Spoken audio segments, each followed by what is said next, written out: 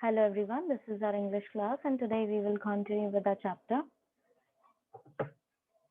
The Love Across the Salt Desert. The next few hours passed in a daze. He was mortally scared that Ala Rakha may die of fatigue. कुछ जो घंटे होते हैं वो इसके अचंभे में बीतते हैं और उसको डर लग रहा होता है कि आला रखा जो है वो शायद फटीक से ही मतलब थकान से ही मर जाएगा. The camel. To ease him out of his burden, he now started walking beside him. उसको बर्डन से बचाने के लिए ये इसके पीछे पीछे चलने लगता है. Within an hour, the sail had scraped the callus from his feet and scared them with agonizing cracks. अब 1 घंटे में ही जो इनके पैरों पर, फीट पर इनके कैलस यानी कि एक तरीके से डेड टिश्यूज की सेल का वो होता है, डेड टिश्यूज होते हैं स्किन के, वो जम गई होती है, वो उतरने लगती है. इससे ये और ज्यादा डर जाते हैं. Under a hot tin sky, the run was blazing now, throwing up wild needles which hurt the eyes. अब ये बहुत ही गर्मी में चल रहे हैं, आसमान से आग बरस रही है और इनकी आंखों में चुभ रही है. And as the run palpitated, it haunted him with its mirage, pools of shadows, scooped half moons of water.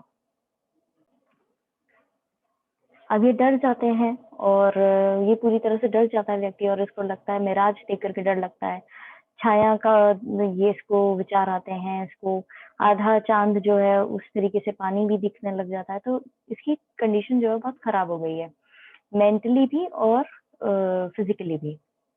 Hours of wandering as if in trance, attempting to lick the receding edges of the mirage. और ये कई घंटों तक चलता रहता है, जैसे ये ट्रांस में घूम रहा और इसको लगता है कि मिराज के एजेस को ये लिक कर ले, मतलब चाट ले, क्योंकि इसको पानी दिख रहा है इस जगह. Then the light thinning away, and an hour or two later, dusk a thin plume of smoke rising from a dung fire. और धीरे धीरे लाइट जो है वो कम होने लगती है और 1 से 2 घंटे के बाद में अंधेरा छाने लगता है और इनको स्मोक दिखता है, और वो भी डंग फायर से, यानी कि गोबर के जो उपले जलाए जाते हैं उससे इनको स्मोक उठने लगता है. अल्लाह भी praise, he was now with in the range. अब अल्लाह जो है ये याद करता है अल्लाह को और फिर बोलता है कि अब ये रेंज में आ गया है. He waited for night to descend and then struck out hobbling on his toes for this desert Odysseus had cost him his heels. वो वेट करता है रात का और फिर उसके धीरे धीरे वो अपने टोज पे चढ़ के जाता है, क्योंकि इस डेजर्ट में उसकी हील्स तो एड़ियां तो बर्बाद कर ही दी थी. Within an hour he was at the clove seller's door. 1 घंटे में ही वो क्लोव सेलर के दरवाजे पे होता है. Fatima rose from her bed like a panic-stricken doe as he called out her name softly through the window bars. Fatima एकदम से उठती है ऐसी जैसे घबरा करके, एक बतख घबरा जाती है उस तरीके से, क्योंकि ये इसका नाम सॉफ्टली विंडो बार से पुकारता है, खिड़की से पुकारता है. It took some anxious moments for it to sink in that it was नजब, और उसको टाइम लगता है ये देखने में, घबराहट के मोमेंट में, कि ये नजब है.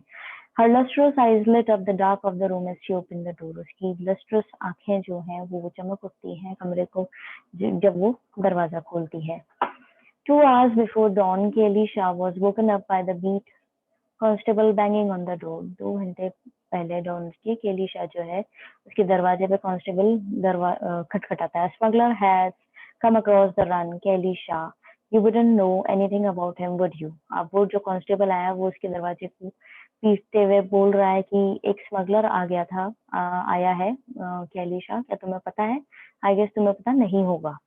कसम तुम्हारी, Not a sparrow has entered the house of the village. अब उस पर वो रिप्लाई करता है, कसम तुम्हारी, यानी कि I swear you, कि अब एक परिंदा भी जो है इस घर में एंटर नहीं हुआ है, ना ही इस विलेज में. Even the dogs have not been barking tonight. और जो कुत्ते हैं वो भी नहीं भौंक रहे हैं आज रात. Then he added with a knowing wink, why should a smuggler come to me? और फिर वो एक जान मतलब एक तरीके से जिससे जान पहचान होती है उस तरीके से वो बोलता है, आंखों का रोल करते हुए, कि एक स्मगलर मेरे पास क्यों आएगा. But the law was not amused. Kelisha, he had sardonically, your belly is stuffed full with silver. It would overweigh even the dirt in your heart. अब यहाँ पर बोल रहे हैं, लेकिन कानून जो है वो इस चीज से खुश नहीं है. केलिशा, तुम्हारी जो पेट है वो पूरा भरा हुआ है चांदी से, और इसका अगर थोड़ा-सा भी ओवरवेट होता है तो तुम्हारे दिल में गंदगी आ जाएगी। इस तरीके से वो उसको डराने के लिए बोल रहे थे। Constable's words rattle like a sack of empty cans in his head and prevented him from sleeping. अब कांस्टेबल ने जो ये शब्द कहे थे उससे इसके दिमाग में बातें चलने लगती हैं और ये सुन नहीं पाता। You have a guest, said Fatima as she brought him his tumbler of hot steaming milk next morning. और ये फातिमा जब उसको दूसरे दिन गरम दूध का ग्लास दे रही होती है तभी ग्लास नहीं एक बर्तन दे में दूध गरम करके दे रही होती है तभी वो ये वहां पे डिक्लेयर करती है कि आप अपने एक गेस्ट है। इट इज नजब he stayed the night in the cattle shed. अब वो बता रही है वो गेस्ट कौन है, नजब, और वो कैटल शेड में रहा था। For a moment he was terrified. एक क्षण के लिए वो डर जाता है। A smuggler in the house, the police prowling all around and he did not even know of it. His meeting with Najab had been brief. The rest fellow had brought no tendu leaf.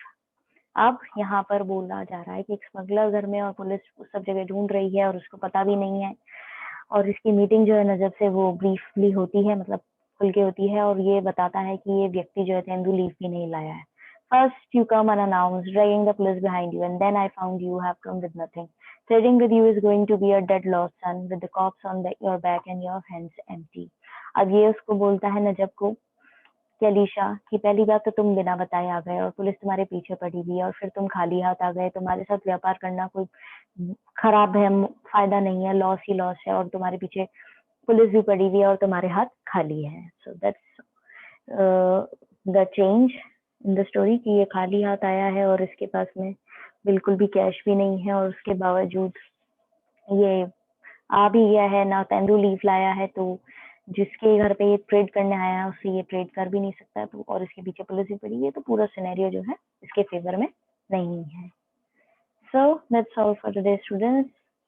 Please go through the glossary part before studying this chapter. It will help you to understand the chapter in a better way. Have a nice day ahead. God bless you all.